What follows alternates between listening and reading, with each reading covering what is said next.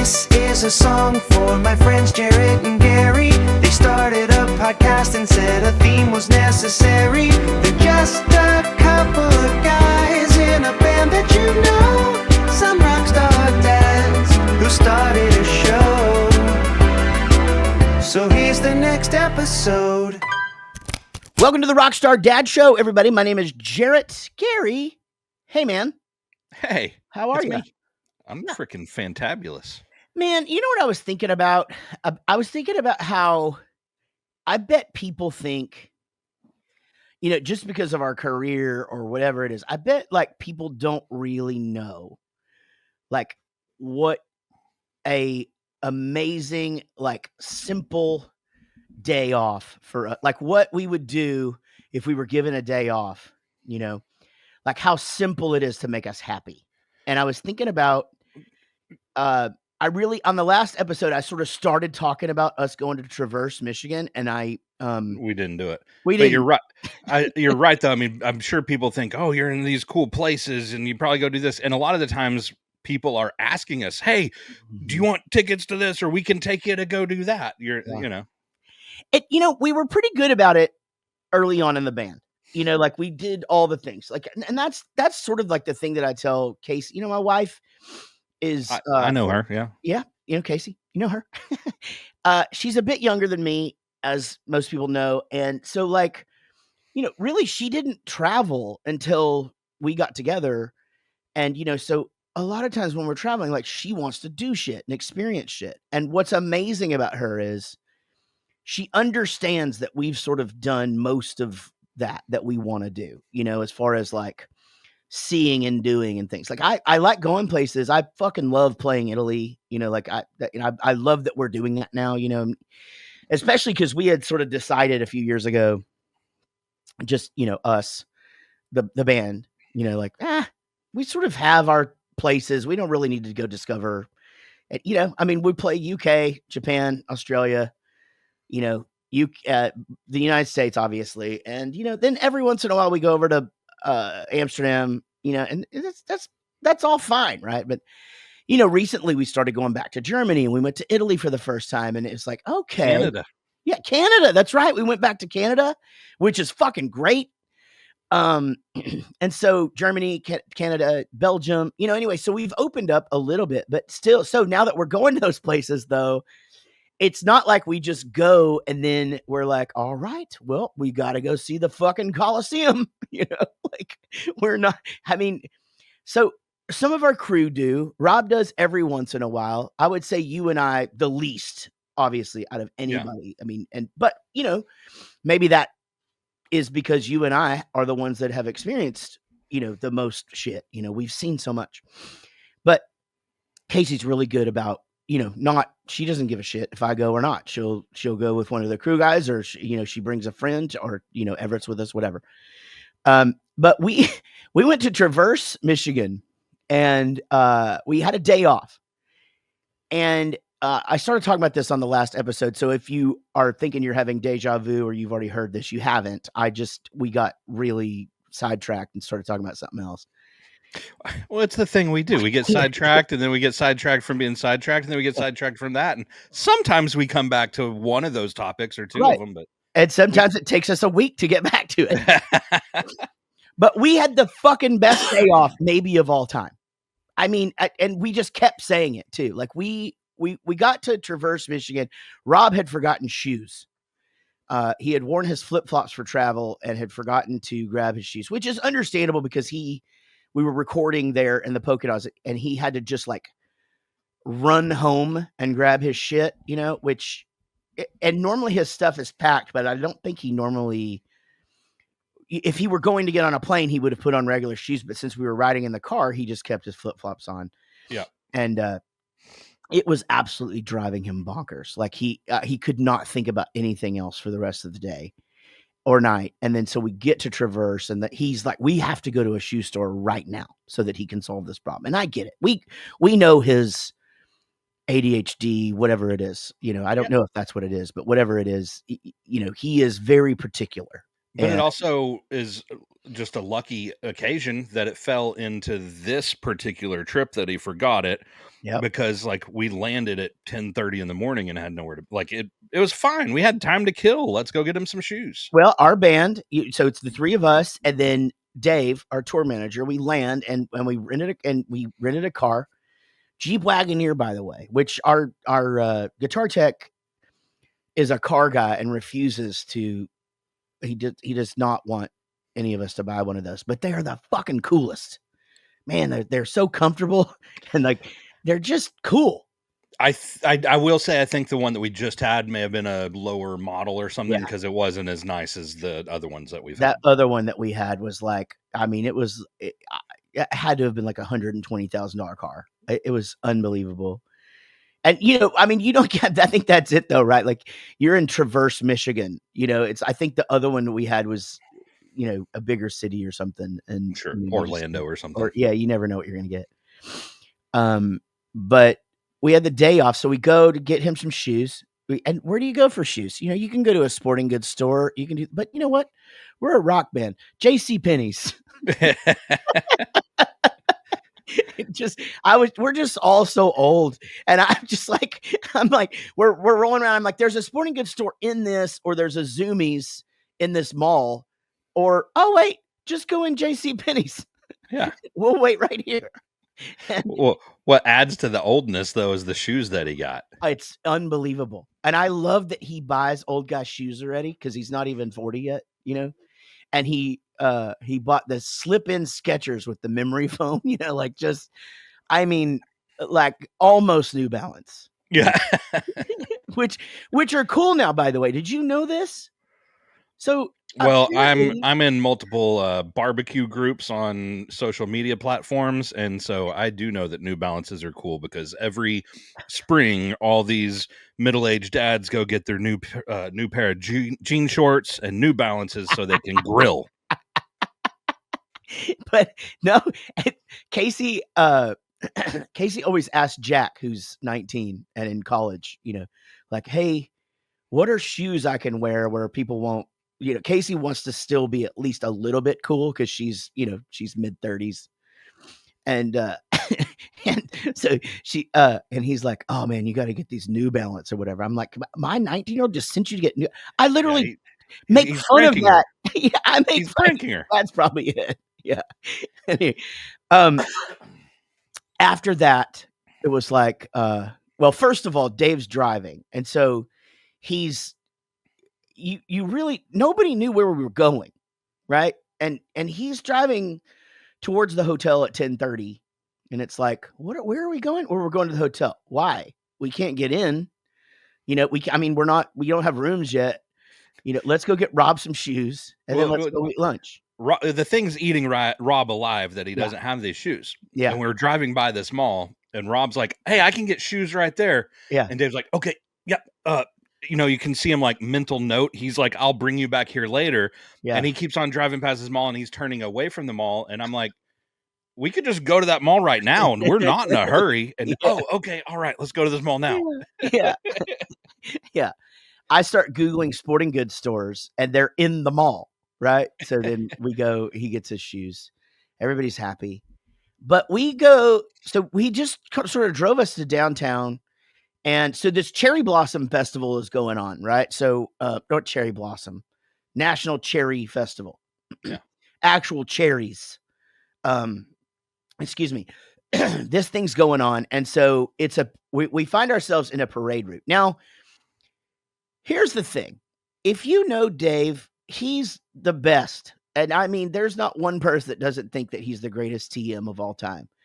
But especially when it comes to us, if anything is sort of like a curveball, he sort of like freaks out a little bit. Like he's a very anxious person. Mm-hmm. And most people don't see this because what you get is confident Dave going, I'm going to go get them whatever it is that they need, or I'm going to make happen whatever they need to have happen. But he's very good about that too. He's very good about making those things happen. Uh-huh. He just doesn't handle the curveball well, and we can handle most curveballs pretty well. So if there is that curveball, we can solve it pretty easily or not even care about it. Yeah. But whenever he gets the curveball, it it's like, and he goes haywire for a minute. You got to experience, Dave, driving, though, the last couple of trips, which you haven't really experienced a whole lot of, in a while. And I get it quite a bit because Dave has to drive if it's like, so if everybody's drinking, he just won't drink and he'll drive. And then if it's a long trip, he drives until he can't physically drive anymore. And then he'll ask Jason or Ryan to drive in the country van. But when it's just us, like he wants to drive us, like he needs to be the guy, and actually it used to always be me. I don't know why we handed this over, by the way. This is another one of those fucking things that they did, Gary, where they started just renting the cars in their names and nobody told. It was always I was getting the points. I was fucking getting the status at Enterprise. Yeah. And they've taken it away from me. It's like they're preparing for my old age, I think. But so Dave goes in and gets the car, so I get to experience him driving quite a bit. But Gary, you just brought up a really good point. You were saying his driving is, go ahead. He drives like he thinks. He drives how his mind works, which is, I'm going from here to there. And if something happens, meaning there's a fork in the road and he doesn't know left or right, it now becomes, I don't know what to do. Yeah. And there's a sign right in front of me telling me what to do, but I don't know what to do. He starts driving towards the middle of the fork. And this happened this trip and last trip. And I just go that way. Yeah. And I saw this happen. Actually, one time he didn't do it. It was when we were coming back in and I saw him see the rental car return sign. And I saw his brain want to push him in that direction. And then he just at the last minute remembered that he needed to drop us off first, but like it was almost that exact same scenario. And, but he's a great driver on the highway. He just, it's just if he has to turn, it could be a little hairy at times. Here's what's fucking great though. So in the van and in my car, I have the State Farm thing where it's like it grades your trips, right?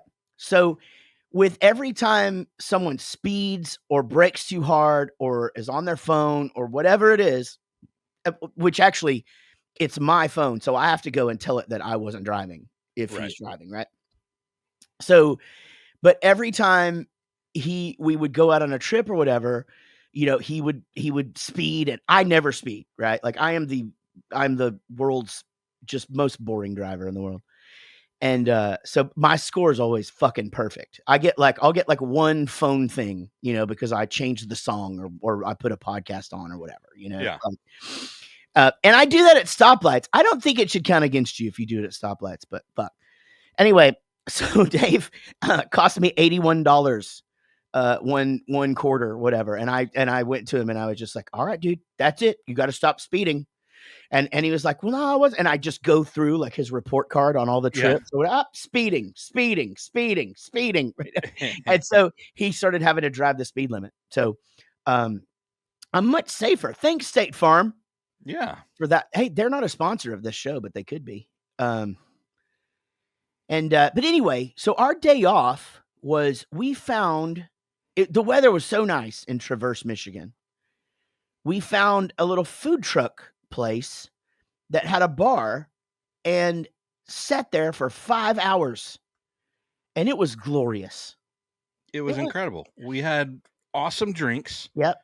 Beautiful weather. I mean, it was 75 degrees with a breeze and sunny, and we had a shady spot. It was just amazing. Yeah. And then we were just sitting there having a great time with each other, talking and having a good time. And like every now and then Dave would just get up and go bring back a snack from one of the food trucks. Yeah. And then Rob would go get a snack from it. And like we just shared everything. It was awesome. It was a wonderful day. Not to mention, I talked to lots of people about their dogs. That's right. There were dogs everywhere. They're just dogs everywhere. And anytime one would come near me, I would start talking to the people about their dogs. Like a fucking old person, Gary.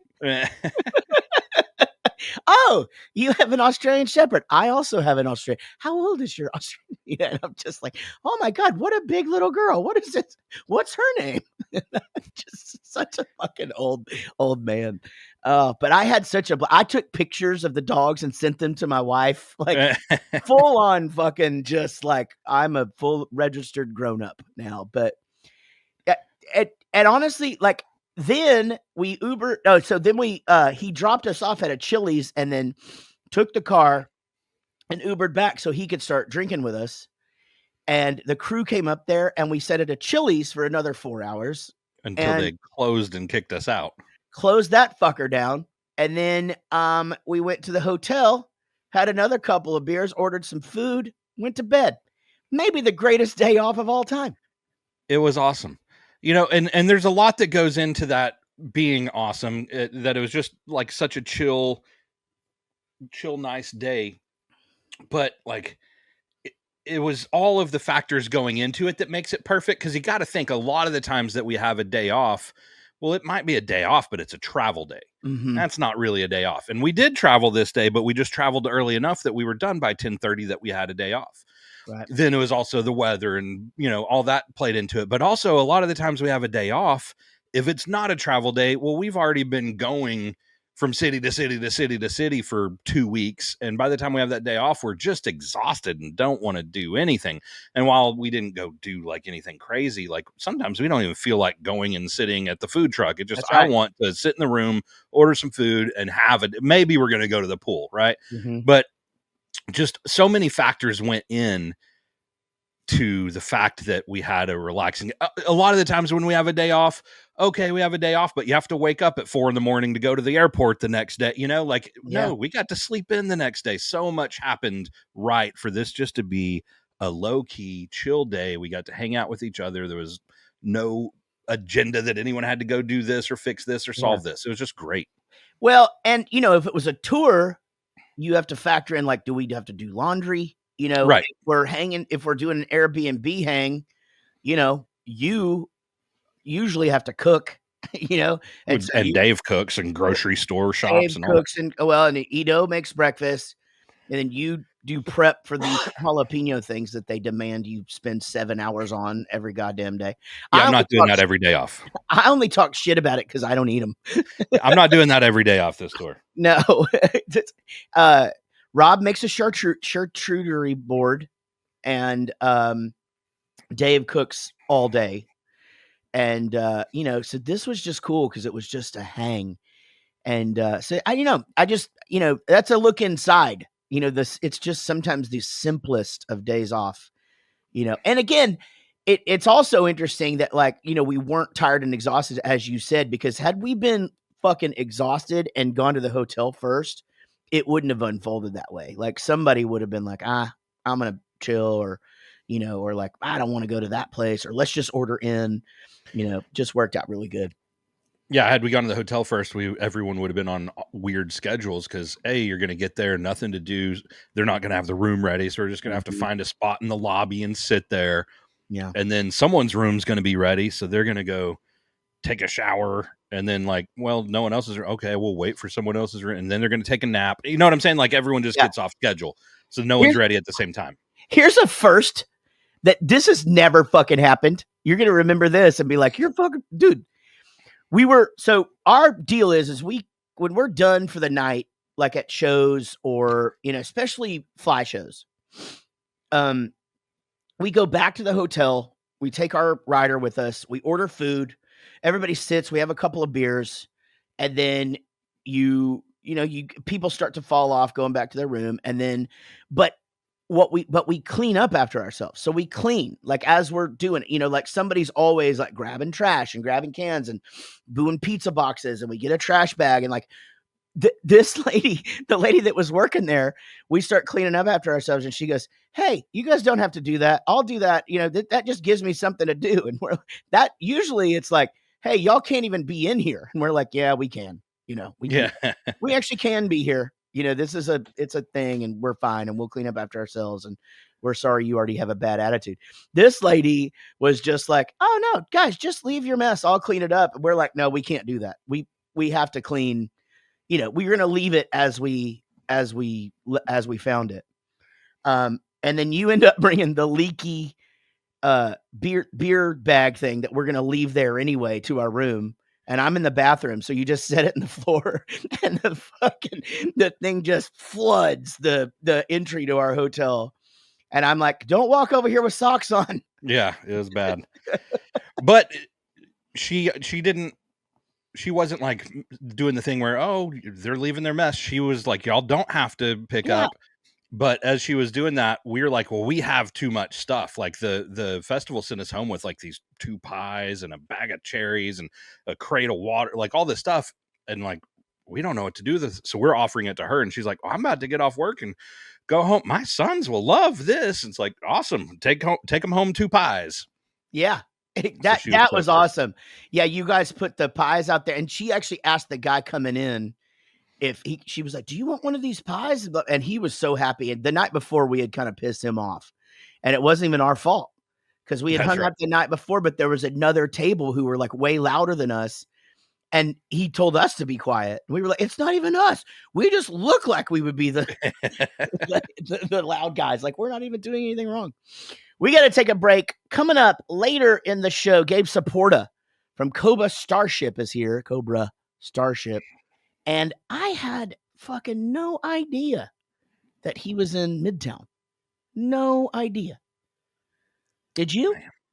I don't think I'd put it together, but I was a fan of Midtown, so that was awesome. Well, we're going to talk about that later on. But Gabe is from CORBA Starship and has a new line of moisturizer for dudes.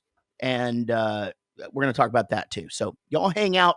We'll be right back with more Rockstar Dad Show right after this. Listen up. Welcome back to the Rockstar Dad Show. And don't forget, we are on Adobe Radio every Tuesday at 9 p.m. Eastern. And then wherever you listen to podcasts on Wednesday. But you can also grab that Adobe app and listen to our show, many other shows, anytime you want, on the go. You just rock that shiz from your phone. And there's also, you can listen to those Adobe radio stations that do host the Rockstar Dad Show, but there's a pop punk station, there's a metal station, there's 3 really nice music stations there for your listening enjoyment. So kick that Adobe app if you are so inclined. If you're listening to us on a podcast app, such as podcasts from Apple or Spotify, why not leave us a 5-star review or thumbs up or something? It would make us very, very happy. And it really does help our show to get to more people. I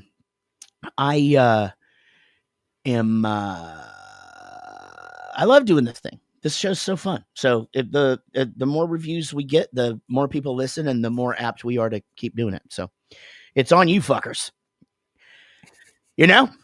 Man, summer is upon us. It's hot as balls out there. I'm about to do a vacation. I'm excited about it. I will say I've been on the go so much that it sort of like has come down to the point where now I'm going on, and we just did a vacation, yeah, this is like a different, like we had done the Alaskan cruise, which was like, we did that because it's like a bucket list. You can only do it certain times a year. Our boys are getting older, we kind of needed to do it. If we were going to do it, it was the right time. But now is the trip that we do with, my whole family of 5 goes, and then the Fishers, the Pitzingers, and then my in-laws go. And we do, it's normally when we would go to Florida or Gulf Shores or wherever. And so, but we're going to the Dominican Republic, and I'm excited about it. But again, I've been gone so much that I'm just like, Jesus Christ, I just want to sit on my couch, get in my pool, pet my dogs, but I think it's going to be at least going to a resort. You can get a lot of chill time there, and it's the resort that, like cruises, if you don't get up and do something this day, then you missed it because it's the next town and the next place, right? But where at the resort, it's like, I'm going to sleep in because it'll still just be there whenever I get up and head down, right? So at least that's more of a vacation thing. Now, you are going to be hot and sweaty at the airport because that's a very warm airport. Is it? Yeah, Yeah. it sounds like, man, thank you for that heads up. Yeah. Yeah, But once you get out of the airport, it's great. we have those, Casey gets those little fans that you like clip onto your belt and it blows up your shirt. So Oh, that might be somewhat helpful, but yeah, I hate that feeling, and I'm sure it's like, when you go to Mexico and stuff like that too, where like, you're going to wait in a couple of lines, there's going to be some lines. Yeah. yeah, and it's hot and, and we'll be ready for it. Yeah. But once you get out of there, it's awesome. I can't wait. It's going to be cool. I mean, we're not really an excursion family, I mean, the kids will do some of the things that are at the, snorkel or, whatever they offer, there at the resort, but I'm going to stay my ass in a lounge chair or in the pool and chill and go out to dinner, have a few cocktails and, maybe read a book. I don't know. I don't know if I'm going to have time. We'll see. Man, I'm jealous. That's a fun vacation. We are not doing that this year. We did. I've said it before on the show, but like we did our trip at spring break because we knew this summer was going to be busy with all sorts of stuff. And I keep on trying to find a date or a weekend, a long weekend or this or that, where it's like, okay, we're at least going to go do something small, but just fun to get away. And man, we're not finding the time this year, but Yeah. I'm jealous of you. It'll be a fun one. Yeah, it's going to be good. I am, and it'll be, I'm very excited to see my father-in-law in the all-inclusive setting because where we normally go, it's awesome, but you have to, we kind of bring our own beers to the pool and then, you go up and you get cocktails for the ladies, or you go get a pina colada, and then you go up there and you get food and all that, and you're charging all that shit on your credit card the whole time. I mean, this is, again, I cannot wait to see him in the all-inclusive environment, where you just go get whatever the hell you want. Yeah. I imagine the I'll get this round joke's going to happen about 1,000 times. 1,000 times. It's probably already happening. He's probably already like mentally preparing for it or whatever. But I will say that that I did learn something that I had never really paid much attention to from Edo and Annie, our sound guy, and his wife at our Bowling for Soup vacation back in January to Mexico. They just brought like a stack of ones, like they were going to the strip club.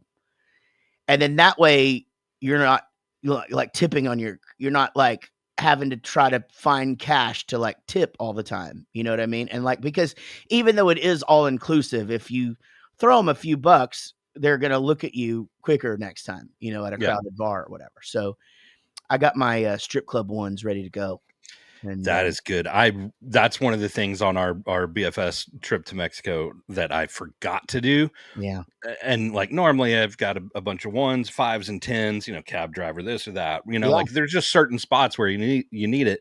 And we just got last minuted out the door, Mhm. and so left with just whatever cash I had and whatever cash Unique had. So like we were scrounging together to like, we got to give the server this or that, Yeah, we did the exact same scenario. So I found myself with just like, and I mean, even getting change is a pain in the ass. Yeah. So I would do the thing where I would just find the one bartender at the beginning of the night and just, all I have is a 20, Yeah. and you just go, hey man, I'm just giving you this for the, for the rest of the night there. Kind of like when you're at the casino, you give that cocktail waitress a tenner, their first beer. Then that way, every time she comes around, keep them coming. And I learned that trip on cruises years and years and years ago with my uncle, but he would always find like which bar he was going to hang out. And of course there's other bars that he'd go to, but like, you're going to have the one place that you go a lot. Course. And he'd always go to that one the first day, like at the set sail or whatever, and he'd just tip that bartender like crazy that first night.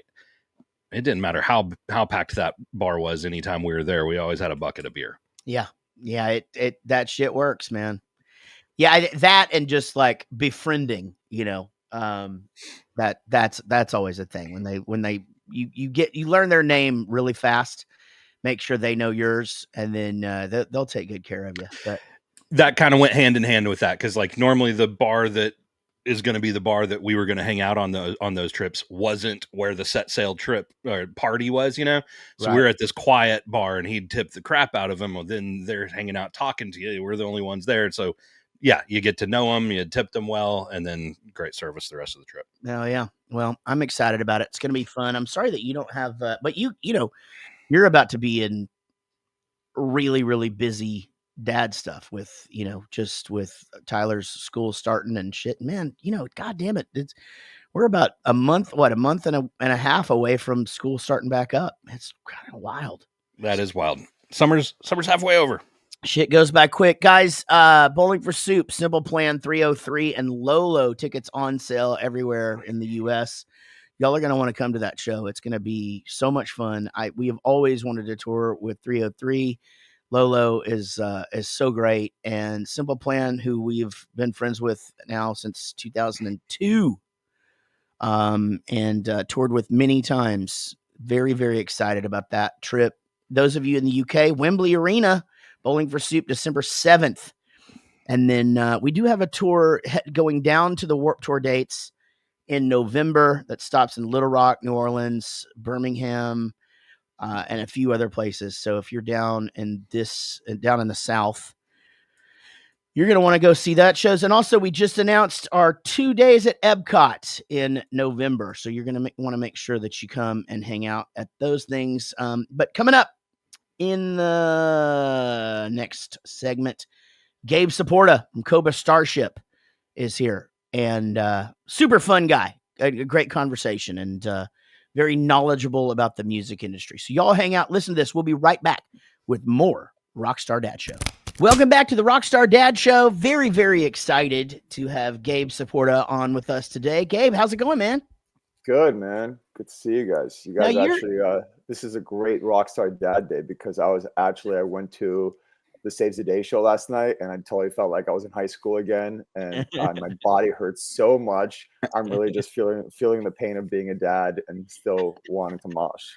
Isn't it? I mean, so you're one of those guys where it's weird that we don't really know each other, because I know, right? Yeah. We have so many of the same friends, and then obviously we've been in the same world forever. And I know we did some Warped Tour stuff together and all of that, but man, it's great to finally see you and to have you on here, and excited to talk about stuff. Well, let's dive right in. Now, obviously everybody knows you from CORBA Starship, and but you're a busy dude, and we're going to get into all that. But I do, you know, I mean, you did mention being a dad. You wake up after the Saves the Day show.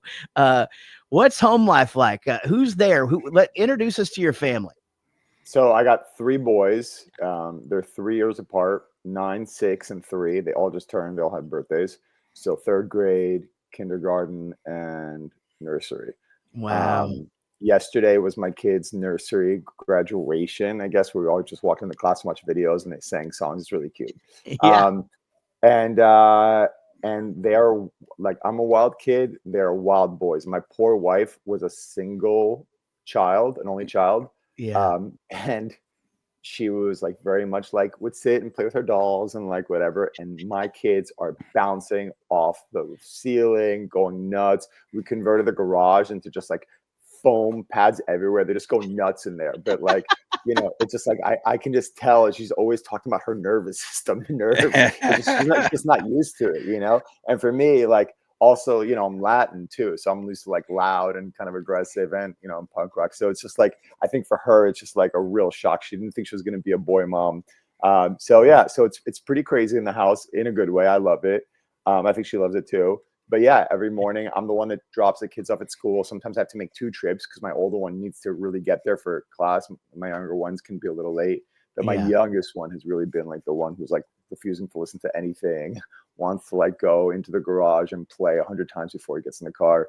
So yeah, so last night I got home at 1 o'clock from the show, and I was so like, it was such an awesome show. I was just like, I could not fall asleep. I was starving because I hadn't eaten. So I just, you know how like sometimes you're just in the kitchen, you just don't know what even you're eating. You're just like making stuff, standing up and smashing your face. That was me last night. Yeah, I slept like 4 hours, and here I am. Man, well, thank you for taking the time. That sounds like one of those nights and mornings where I could definitely just, do I really need to do this interview today or not? Yeah. Yeah, I did it. I just went for it. Yeah. No, man, we're glad you're here, man. And gosh, so many things going on in your world. Over Starship reuniting for when we were young.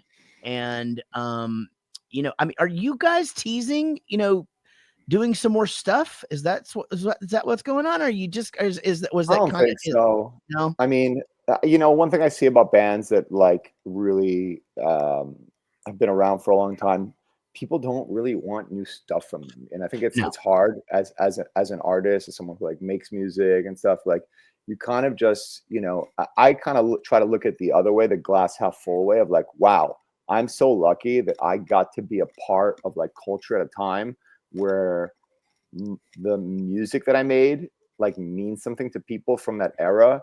It's super hard to have, even like someone like Madonna doesn't have a career like no one wants new Madonna songs today, but she had a career that for 20 years people did want her songs. Most people like don't even get the chance once to have people care about their music, so I feel lucky that I had like a good run of like 10 years between my two projects where people cared about the music.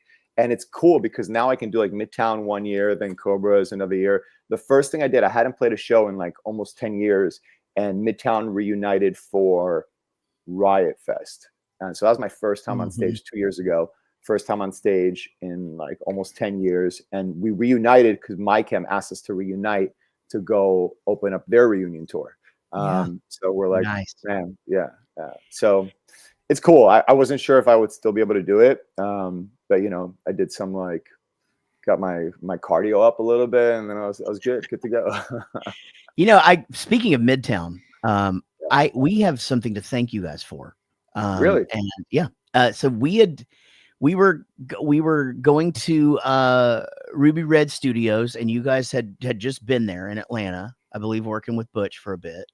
Yes. And you guys, we were in after you guys, and I can't remember what. I guess it would have had to be that we were going there to work on Hangover You Don't Deserve. So were you guys there in like 2004, 2005? That sound about right? A little earlier, yeah. Okay. I think the album came out in 2003, maybe. Yeah. Okay, so this is Drunk Enough to Dance then. So this is us going back for Drunk Enough to Dance to do. So this, I know what it was then. Our album had already come out. We were going back to do 2 more songs. It's when we went back to do Punk Rock 101. Anyway, Christy, who ran Ruby Red, was like, I know where you're going. Yeah, you got to see this thing. That's the Midtown guys. MySpace. Was it MySpace? It's MySpace. Yeah. Bro, MySpace came out while we were in that studio. I think we were like one of the first bands to do it. I remember we took our first Midtown photo on MySpace. Was the 4 of us with some background that they had there, that we each took a photo in front of this background, and we did like 4 slides. That was at that studio. But wait, wasn't that Butch Walker's actual studio? He lived it there, was. didn't he? It was. Okay. Yeah. He eventually. So I think when we were there, I'm not sure if he had bought it yet. So when we went there the first time, it wasn't his. Then he ended up buying it. He built a house on top of it eventually, and that ended up being his or whatever. So again, it's all fuzzy because we did 3 records there, and so. Did you guys work with Butch? Yes, yeah, he did the singles on our first 2 big records. So Drunk Enough to Dance, and so he and I wrote "Girl the Bad Guys Want," and he did that, produced that whole record, and then he produced the singles on the record that has 1985 on it. Sick. But yeah, 1980. MySpace. Mitch Allen work come out with you also? Was that? Yeah. Well, that was 1985 was actually their song, and Jonathan Daniel heard it, was like, this sounds like a Bowling for Soup song, and sent it to me, and it became a hit for us.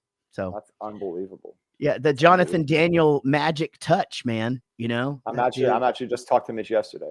I love Mitch Allen. Oh, Mitch is the best. Yeah, he's the best. But anyway, thank you for MySpace, by the way. Hey, you're welcome. I'll never not think of Midtown whenever we roll that. When we roll it now, has anyone gone and taken down any of our MySpaces? They're still out there, right? Oh, they're still out there. Yeah. Yeah. For real? I mean, dude. I mean, I think there was like a resurgence, and that they were trying to make it like called MySpace Music for a while back in the late 2000s, and people were still trying to get bands to do like special songs and shit. But I think whenever that resurgence was happening, I was like, oh yeah, I forgot all about that, and like tried to log back into my account, but like even the email that I used then isn't the same email, so like there's no way to get back in. Like, yeah, I don't know if it still sits there or not. There is a Midtown page. Hold on, it's blowing up. This is crazy. Wow. Well, as we're discussing. By the way, speaking of MySpace, there's actually a documentary coming out about MySpace that I'm in. No way. No way. Yeah. That's awesome. The MySpace story is like crazy. The guy, I'm actually excited to see it. I actually don't know the full story, but he's like a mysterious guy. The guy Tommy started it. He sold it, and then he just kind of disappeared. It's like, is this like coming out soon? Or are they like still working on it? No, I think they're like in editing right now. Yeah. Wow. Nice. Yeah. Let's talk about Protégé. Protégé. You got. I could see it there behind you, and so you've gone from.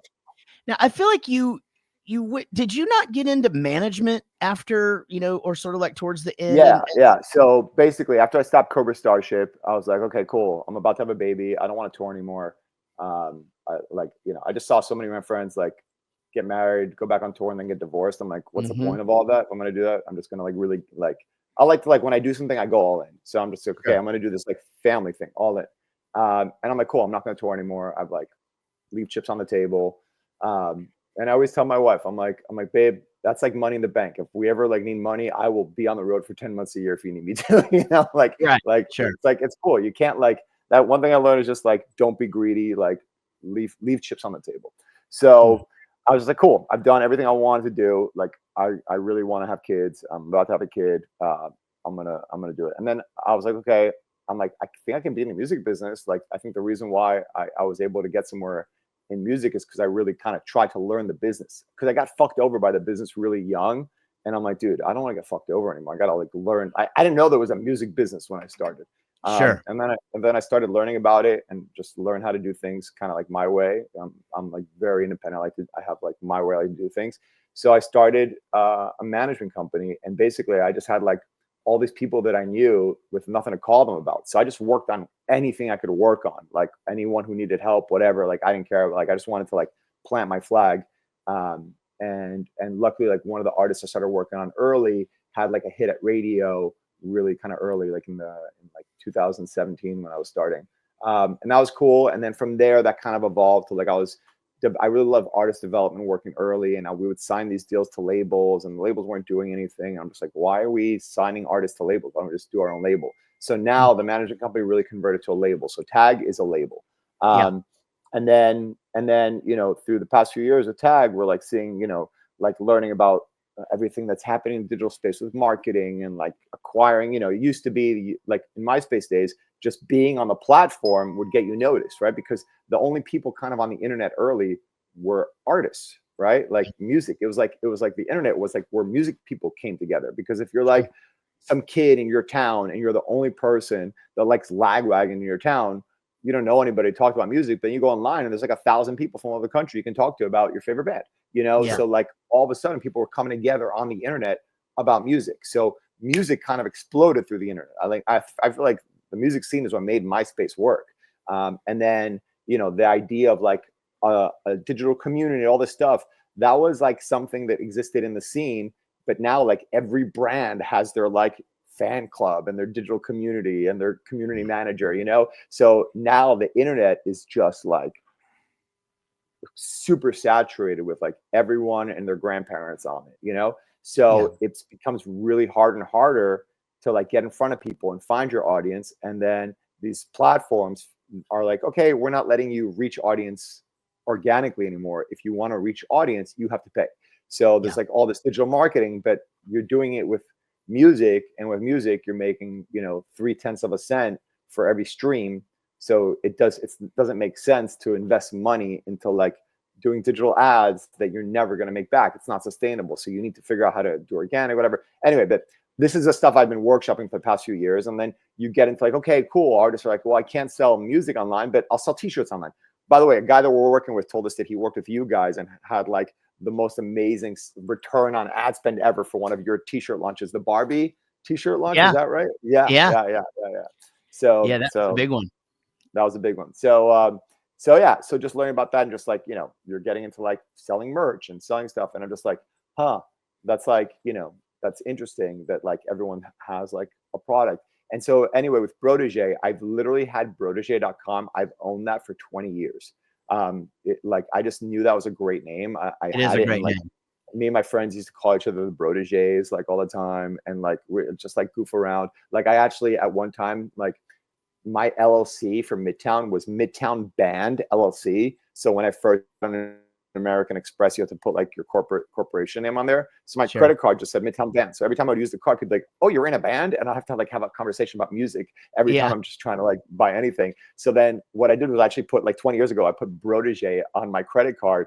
I'm just like, I'm like, oh, this is great because I can just like, if I'm like somewhere fancy, I can say it's Protege, Right. But I had the name, and then slowly, that was like, it's funny, like when you're an artist, you're really just like you're always thinking of ideas, right? So I just have like lots of crazy ideas all the time, and they're all kind of like simmering around the same time, and then like there's like a confluence of things that happen that are like, okay, now the time is right. So like a bunch of stuff happened that was like pointing me to like do this.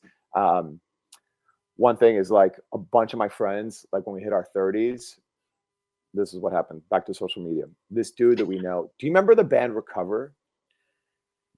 No. And they're from Texas. They were like a super cool band, like kind of like post-hardcore band. And then Dan from Recover. He actually, him and I were going to start CORBA Starship together. That's a whole different story. But he started a project called Young Love. So it was like more of like a post like punk like disco thing. And he did like a photo shoot.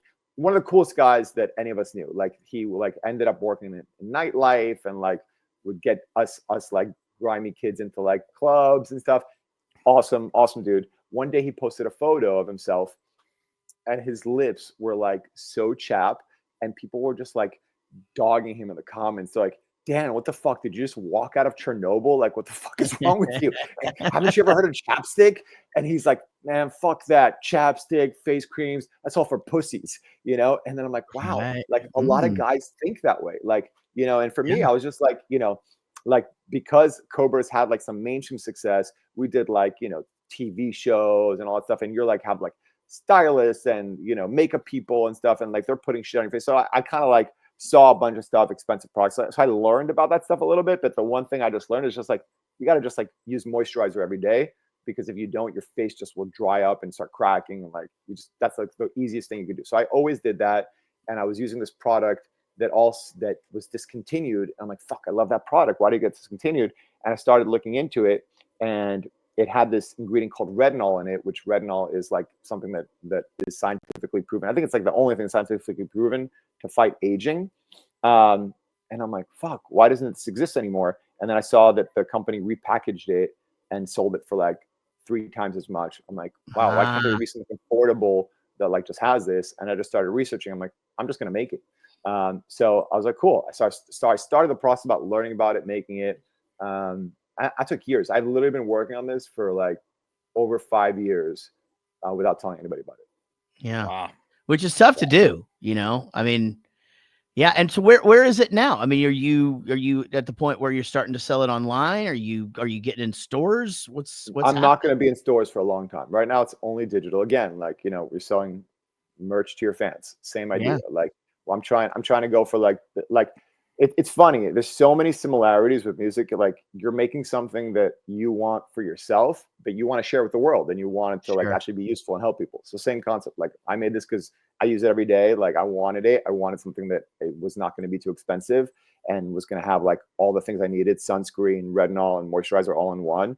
And I just wanted it to be a little bit more fun than what's out there. There's something about like skincare in general that just feels cringe. Like there's like half of dudes use skincare and take care of themselves and do that stuff. Half of dudes do nothing because they see that as like, it turns them off in some way, right? Yeah. For whatever reason, either it's confusing or it's like, complicated or expensive, whatever it is. So I just want to solve for all that. And I just want to be like, hey, this is like super easy. You don't have to like do this super professional thing. We're bros, not pros. That's the concept of brodership. Right. I love it. What are the products now that you're making? Is it just the moisturizer pretty much? I'm just hammering this one product for I'm going to hammer it for the next 3 years. I have a lot of other products in development too, but I really just want to build. For me, this product solves the biggest problem for dudes. Yeah. Smart. Do you guys use moisturizer? Do you guys do anything? Absolutely. No, but I'm gonna be a customer. Yeah. I'm going to send you. You don't have to be a customer. I'm going to send you some. Yeah. Hook us up. I use Dermalogica, and Okay. you're right. It's fucking expensive, but It's expensive. It's also like not on brand for you. Yeah. Where does Dermalogica fit in your studio? Right. it doesn't. You're exactly right. It doesn't look cool coming out of the bag, the toiletry bag. Yeah. I mean, you're right. Yeah. It's. I'll admit that. Like It's, my shit is like packaging is cool. There's nothing in this one. Let me see this one and this one. Hold on. Nothing in this one. Just fucking empty boxes. Just like me. Hold on. just like me. Oh man, you don't use a moisturizer, Gary? I have one that like I use sometimes. It's not a routine. No, Right. well, But And it This needs is- to be. I know that, but I just don't do it daily. this is cool. It's metal. It's like we wanted. Also, I was very inspired by Liquid Death. So Yeah. I don't know. Did you guys follow the Liquid Death story? oh A yeah, little bit, yeah. So the guy that started Liquid Death, he was actually worked at a marketing agency, and he came to the Warped Tour that we were on, and he saw all the bands drinking because they were not the first people to put water in a beer can. The Right. first people that did that was Monster, and we all That's had right. to drink those shitty Monster waters Oh, pour yeah. water. Yeah, at Warped Tour. We Yeah. called it piss water, yeah. So it was Yeah. warm, it sucked, And he saw that, and he's like, oh.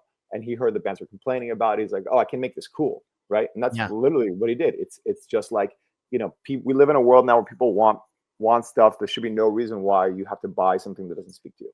Like you should support things that speak to you, brands that speak to you.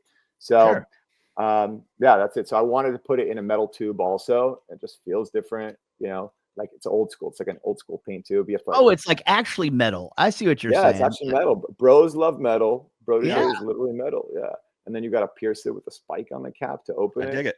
Yeah, Bam. Just start pouring. We're out. in. It's great. we're in. Man, that's So, super cool. that's I it. mean, and it's you definitely have always, just hearing about you and knowing, again, having so many friends in common, you've always been sort of that entrepreneurial guy. And like as you said, you kind of you were in that position, right, where you were sort of forced to learn the music business because here you are in a band, and it's not just, being in a band really isn't just about writing songs and playing shows, and especially these days. I mean, my goodness. I mean, I'm assuming social media is a huge part of what you're doing on the daily, not only with Tag but with the skincare too. Yeah, social media is a little like I'm decent at social media. I'm not like one of these young TikTok kids. It's just like blah blah blah blah blah blah blah. Like I'm in my 40s already. So it's like and I have kids I got to take care of. But I do know the importance of it. Like that's an important part of what Protégé is doing. So and it's not all on me. I don't want it to just be about me. It's funny you say like entrepreneur. Like entrepreneur is like a very like fashionable word today, but like the way I think about it is, when we were younger growing up, it was just DIY. You didn't have Sure. it, so you have to build it for yourself. And I call this like a DIY company, and someone's like, "You're not fucking DIY, you're corporate." I'm like, what are you talking about? It's like DIY means you do it yourself. I'm like, I literally built this myself. I didn't ask anyone for anything. I didn't ask permission. Like I didn't take money from anybody. I'm doing it myself. It's like, well, you didn't fucking do the formula. I'm like, if you're in a DIY band, you're not building your own guitars. You're taking guitars that you buy. It's like the dumbest thing, So it's like, it's entrepreneur, but it really comes out of necessity. It's like, hey, I like to play by my own rules. I don't want to like take orders from anybody, and I want to do things my way. Even if I fuck it up, I want to learn my own way. I'm very like, for better, for worse, So it's been great. It's a great journey. I love doing this stuff because you just learn so much. I like learning new things all the time. I like taking what I've learned and what I've been good at, successful at, and applying it in different ways. Even from Midtown to CORBA, it's like, in a lot of ways, people are like, oh, that's so different. What a crazy jump. But in a lot of ways, you see how like I take what I learned in Midtown and I just did it better in CORBA's. Not to say that CORBA's is better than Midtown. I don't want to start a no. war, but, That's the thing about anything, though. Anytime you're like taking action and moving forward, you're learning lessons, and you may not apply those lessons to the exact same thing you're doing, but it comes in handy later to whatever you are doing. Yeah, exactly. What so let's talk about the boys for a sec. What are the boys into? Are they, obviously, again, you got a lot more going on than just music. A lot of times we're asking our dads like, hey, are the boys musical, or are they into music and things like that? Are they doing sports? Like what are their interests? That's really funny because I tried I naturally just like would play music and stuff. So like I have videos of my kids like really young, just like on the guitar screaming. Like I played like every dad, I'm sure, just playing turnstile for my kids. Like I have a video of my kid when he's like 2.5 singing Blackout with his little fake guitar going nuts. But for whatever reason, they're super into sports, which is crazy because I'm the opposite. Like I've been to more sporting events now with my kid than I've been my whole life. Like I maybe went to like one basketball game ever, like a couple of baseball games. Like my kid, even this year, we've just gone to so many. I guess you do what like you other kids do. Yeah. And they're really into sports. They love it, which I think it's good for them. I'm glad. I think they would be really into video games if I let them. But I'm trying not to let them with the video games. That's the hard one. It's not easy. You guys, how old? You guys have kids? How old are your kids? That's what they're doing here, right? Yeah, I've got yeah, exactly.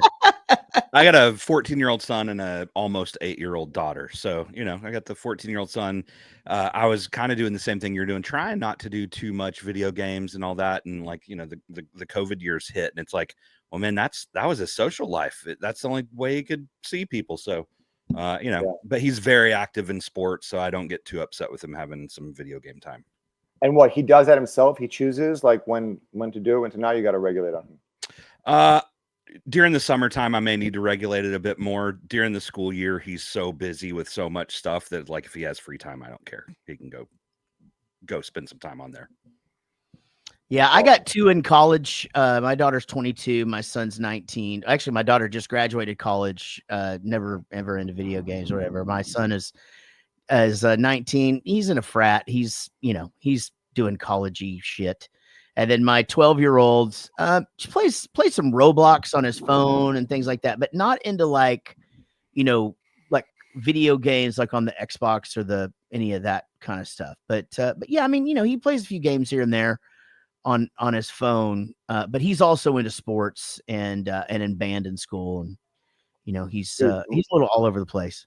My kid just got into Roblox. My 9-year-old, he will stay on his computer for like 3 hours straight. Like, yeah.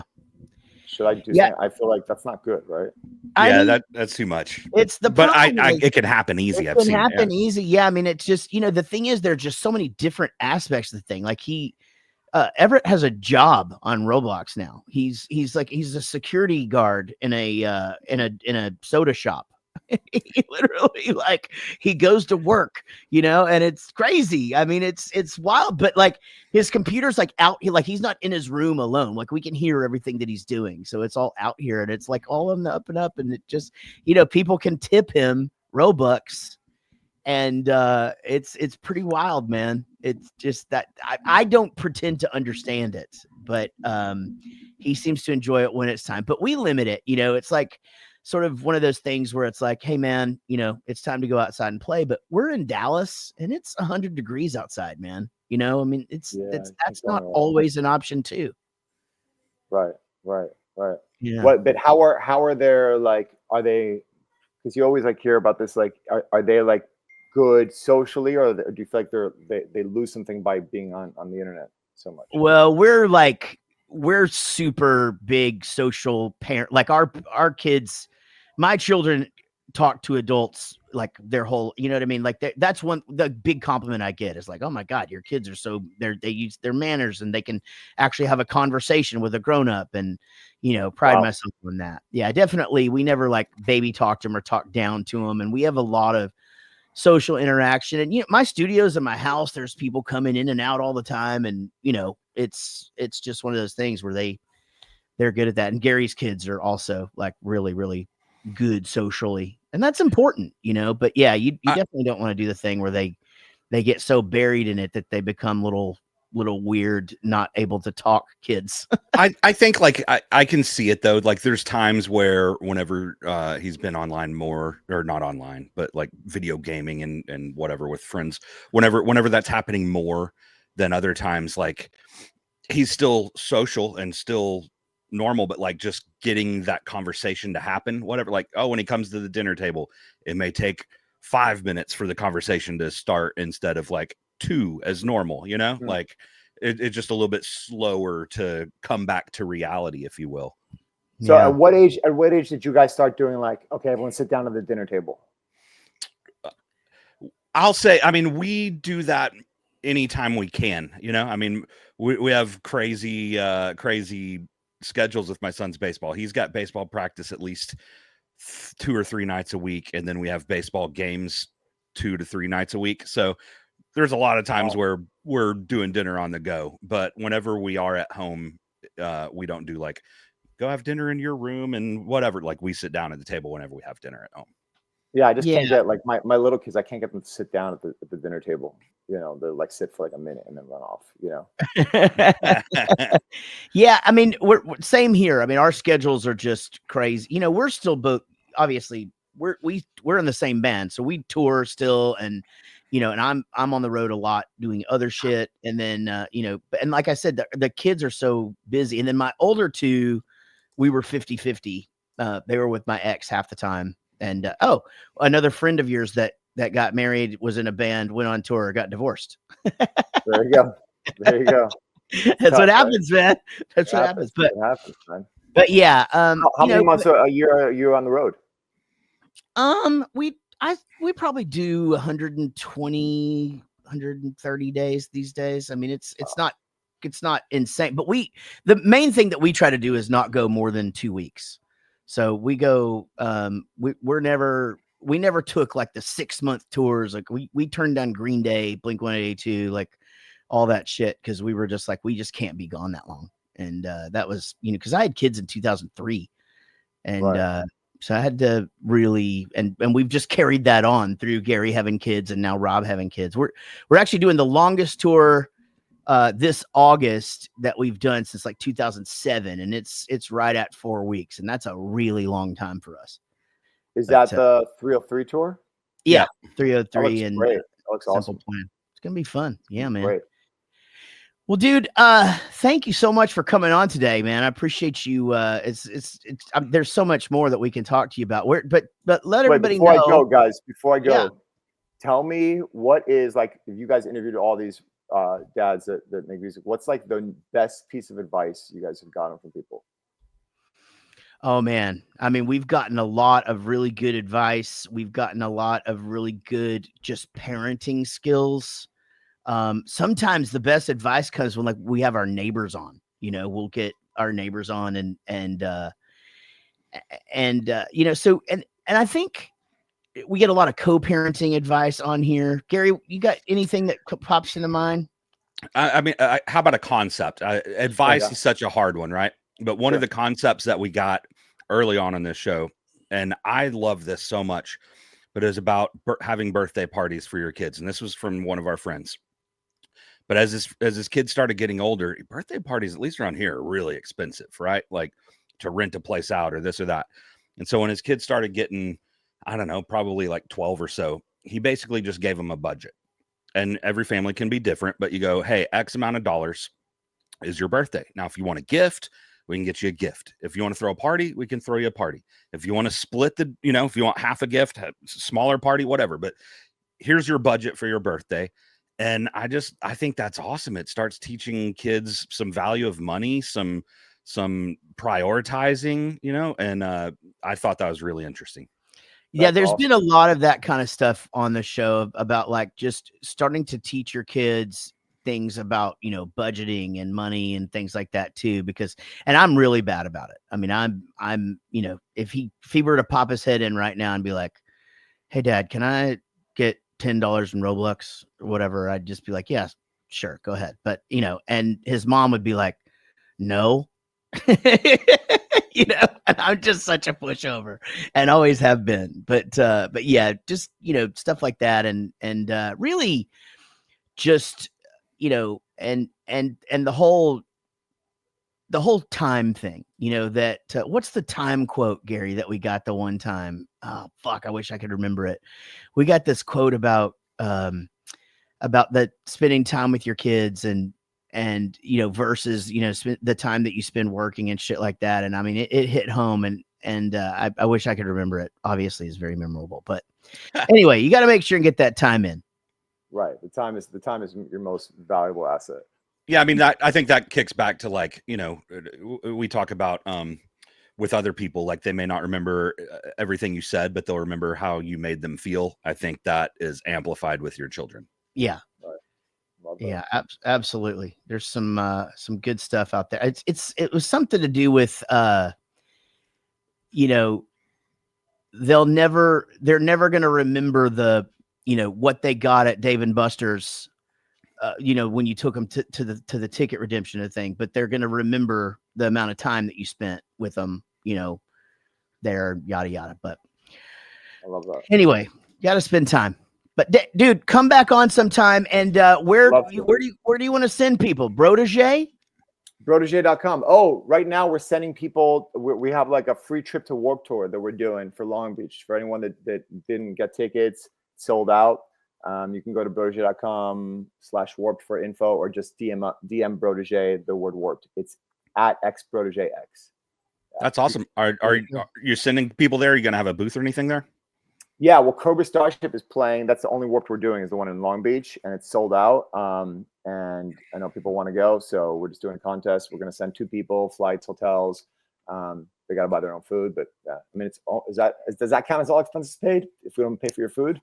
I don't know. Yeah, I think maybe we'll send you some Taco Bell. Who knows? Yeah, right, dude. Well, we'll see you in Long Beach then, man. And yeah, I can't wait. Thanks for coming on. Coming up soon. That's like in a month and a half. That's right. Gabe Saporta, thank you for being on here, brother. Good to see you guys. Jared, Gary, thanks, guys. Everybody else, we'll see you next time. Y'all be good. This is a song for my friends Jaret and Gary. They started a podcast and said a theme was necessary. They're just a couple of guys in a band that you know, some rockstar dads who started a show. Until the next episode.